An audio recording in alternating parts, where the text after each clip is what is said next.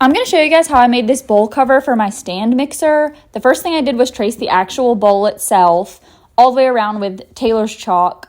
And then I added 2 inches along the entire thing so that I would have that extra room to fold it over with the elastic. And once I connected all those lines, that final line is the piece that I actually ended up cutting out. And I also cut out a liner, which I don't think I show in the video, but 2 pieces of the same size fabric. And it could be reversible. Mine isn't going to be, but it could be.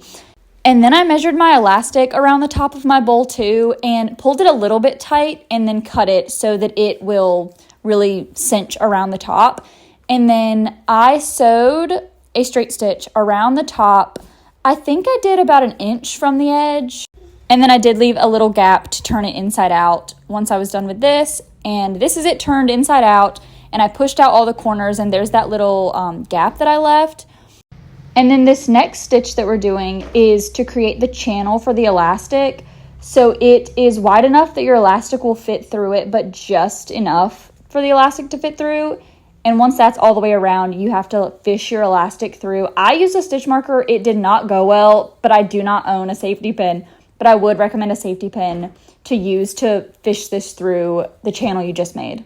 And then I just match these 2 ends up and do a zigzag stitch over and over across this so that it is not going to come apart. And this is what that looks like after I cut my extra edges, and then I just stretched this out so that it was all lined up.